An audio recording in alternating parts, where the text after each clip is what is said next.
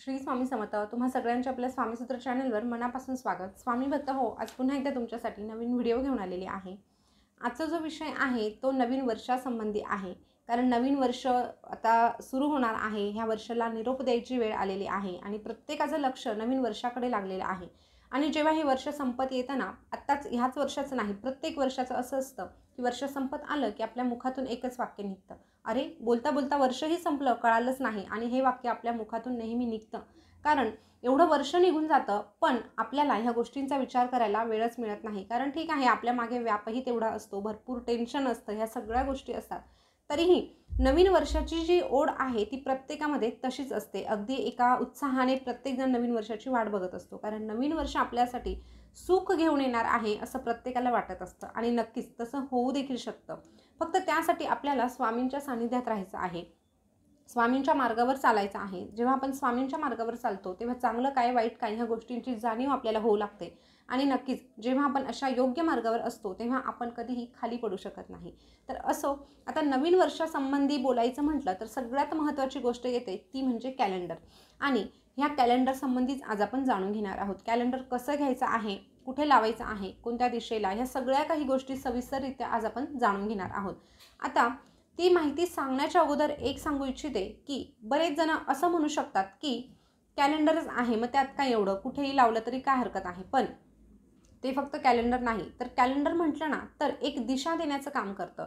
आज काय करायचं, उद्या काय करायचं, 15 दिवसांनी आपल्याला काय करायचं आहे, हे सगळं जे नियोजन आहे ते आपलं ह्या कॅलेंडरवर ठरत असतं. ह्या कॅलेंडरनुसारच आपण जगत असतो. एक प्रकारे हे मान्य करायला हरकत नाही. कॅलेंडरनुसारच आपण सगळ्या काही गोष्टी ठरवत असतो. त्यामुळे कॅलेंडरला अनन्यसाधारण असं महत्त्व आहे. दुसरी गोष्ट म्हणजे ह्या कॅलेंडरसोबत आपल्या भरपूर आठवणी जुळलेल्या असतात. जसं की आता नवीन कॅलेंडर आपण घरात आणलं ना, पहिली तारीख आपण कुठली शोधतो, बऱ्याच 99% लोक असंच करतात. त्या कॅलेंडरमध्ये जी आपली सगळ्यात आवडती तारीख आहे ती शोधतो. जसं की काहींच्या दृष्टीने त्यांचा वाढदिवस असू शकतो, काहींच्या दृष्टीने त्यांच्या लग्नाचा वाढदिवस असू शकतो, तर अजून काही असू शकतं. तर नक्कीच हे कॅलेंडर आपल्याला आनंदाचे क्षणही देतं आणि कधीकधी दुःखाच्या क्षणांना देखील सामोरं जावं लागतं. तर नक्कीच अशा कॅलेंडरच्या संबंधी आपल्याला काळजी घेणं गरजेचं आहे.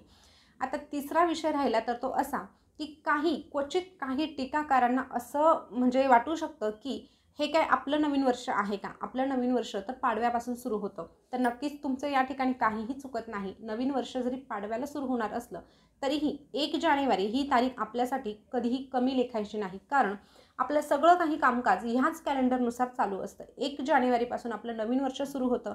जसं बँकेचे काही आर्थिक व्यवहार असतील ते देखील ह्या कॅलेंडरनुसारच केली जातात, किंवा अन्य जे काही नियोजन आहे ते सगळं काही ह्या कॅलेंडरनुसारच होत असतं. त्यामुळे आपल्याला ह्या कॅलेंडरला महत्त्व देणं तितकंच गरजेचं आहे. ह्या नवीन वर्षाला महत्त्व देणं तितकंच गरजेचं आहे. तर आता 3ही गोष्टी मी तुम्हाला सांगितलेल्या आहे. तर मेन विषय जो आपला आहे कॅलेंडर संबंधी कुठली काळजी घ्यायची ती जाणून घेऊया. तर सर्वात प्रथम आपल्याला घरी आणताना, कॅलेंडर घरी आणताना एक विशेष काळजी घ्यायची. आता कॅलेंडर घरी आणण्याच्या अगोदरची देखील एक गोष्ट अशी आहे की नवीन वर्ष सुरू होऊन जातं, अगदीच 8 दिवस होऊन जातात, 15 दिवस होऊन जातात, पण नवीन कॅलेंडर काही घरात येत नाही.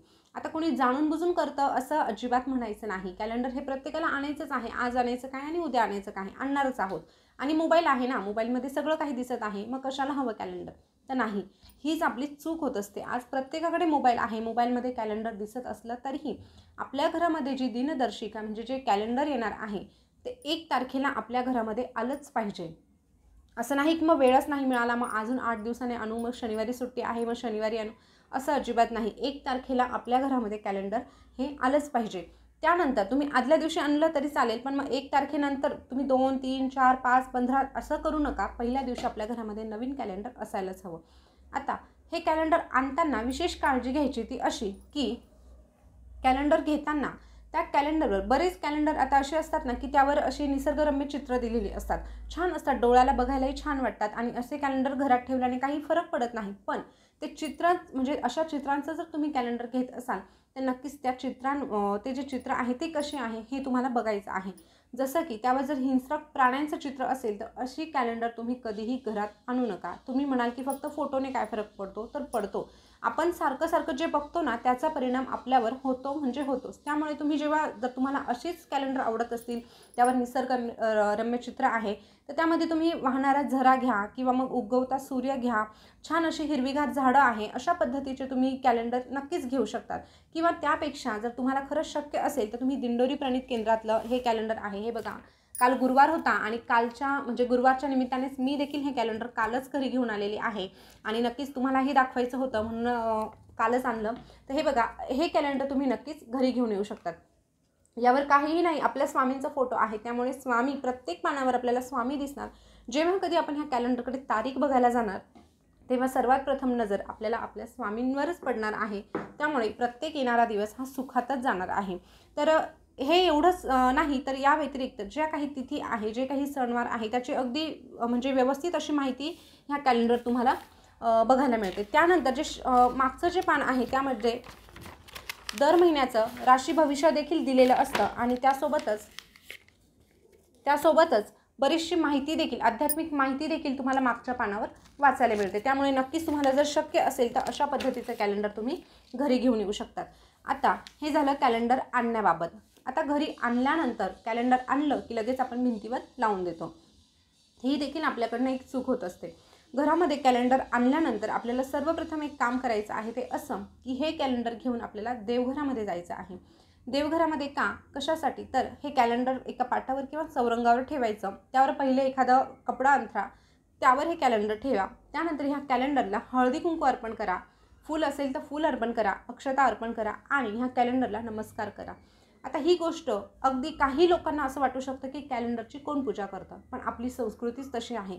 आपल्या घरामध्ये जेव्हा एखादी नवीन वस्तू येते ना, आपण पहिले तिची पूजा करतो आणि मग ती वापरायला सुरुवात करतो. आणि हे पूर्वीपासून चालत आलेलं आहे आणि ही संस्कृती आपल्याला जपायची आहे. आपल्या मुलाबाळांनाही हे सांगायचं आहे. आणि कॅलेंडर म्हटलं की काही साधी गोष्ट नाही. हे कॅलेंडर आपलं सगळं वर्ष चालवणार आहे. त्यामुळे ह्या कॅलेंडरची पूजा करणं अत्यंत गरजेचं आहे. अशा पद्धतीने पूजा करा आणि नंतर मग ते कॅलेंडर भिंतीवर लावा.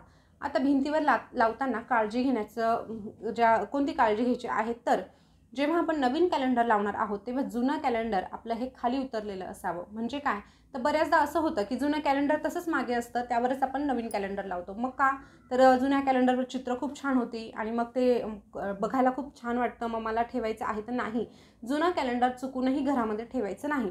1 तारखेला नवीन वर्ष सुरू होत आहे, जुन्या गोष्टी ठेवण्याची गरज नाही. म्हणजे जुन्या गोष्टी म्हणजे काय, तर कॅलेंडर. कारण अशा पद्धतीचं कॅलेंडर आपल्या प्रगतीमध्ये अडथळे देखील निर्माण करू शकतो. त्यामुळे अशा कॅलेंडर जर असेल तर त्यावर जर काही देवांचे चित्र वगैरे असतील तर तुम्ही ते पाण्यात विसर्जित करा. नसेल काही देवदेवतांचे फोटो तर मग तुम्ही ते रद्दीतही देऊ शकतात, परंतु घरामध्ये ठेवू नका. विशेषतः महिला, बऱ्याच जणांच्या घरामध्ये अशा प्रकारची कॅलेंडर अगदी दुसरं वर्ष संपून जातं, पण जुनं कॅलेंडर किचनमध्ये वापरण्यात येतं. ते एक एक पान आपण वापरत असतो, पण असं करू नका. जुन्या कॅलेंडरची लगेचच आपल्याला विल्हेवाट लावायची आहे. त्यानंतर कॅलेंडर लावताना कुठली दिशा निवडावी, तर सर्वप्रथम कॅलेंडर लावताना पूर्व दिशा निवडावी.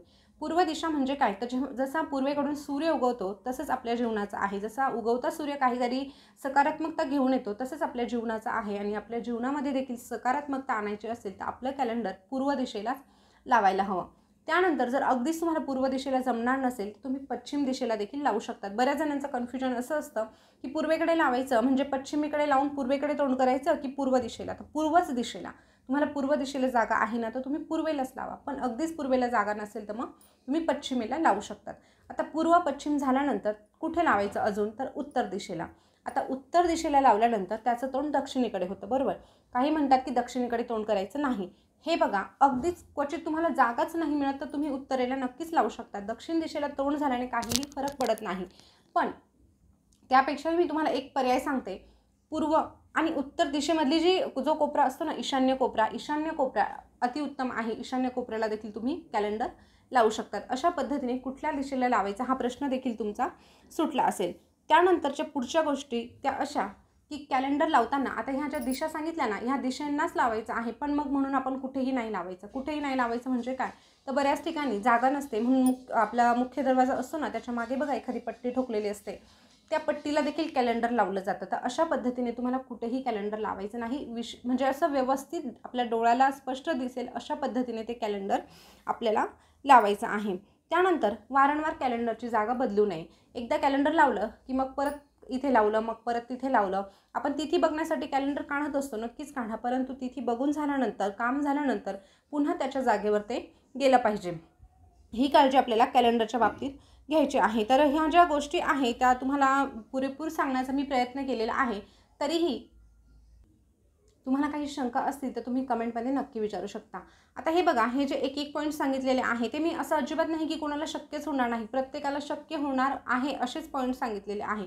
आणि या सगळ्या गोष्टींमधला एक पॉईंट जो महत्त्वाचा होता तो असा की जेव्हा आपण नवीन कॅलेंडर घरात आणतो, त्याची पूजा करतो, याला अनन्यसाधारण असं महत्त्व आहे. ती म्हणजे ते तुम्ही अजिबात टाळू नका. त्याने होणार काय आहे की जेव्हा आपण प्रार्थना करतो की हे नवीन कॅलेंडर आलेलं आहे आणि ह्या नवीन कॅलेंडरसोबत माझ्या आयुष्यातला येणारा प्रत्येक दिवस हा सुखाचाच जायला हवा. अगदीच आयुष्य आहे, संकटे येणार, पण संकटे आली तरीही त्याला सामोरं जाण्याची जी ताकद आहे ती मला स्वामींकडून मिळणार आहे. आणि अशा पद्धतीने जर आपण अगदी स्वामींना कळकळीने विनंती केली तर मी तुम्हाला शब्द देते की पुढचं जे वर्ष आहे 1 तारखेच्या नंतरचं सगळं जेवढं काही म्हणजे वर्षानुवर्षे जे आपले आयुष्य म्हणजे आपल्याला जेवढी मिळालेली आहे ती सुखात आणि समृद्धीतच जाणार आहे. फक्त हे एक काम तुम्ही यावर्षी करून बघा. या वर्षीचे जे काही तुम्हाला सकारात्मक बदल दिसून येणार आहे, नक्कीच ते दिसल्यानंतर मला नाही वाटत की पुढे वर्षानुवर्षे तुम्ही ही एक गोष्ट आहे ती सोडणार. तर माहिती कशी वाटली कमेंटमध्ये नक्की सांगा. पुन्हा भेटूया नवीन व्हिडिओसोबत नवीन माहिती घेऊन. तोपर्यंत बोलत राहा. श्री स्वामी समर्थ, जय जय स्वामी समर्थ. श्री स्वामी समर्थ, जय जय स्वामी समर्थ. धन्यवाद.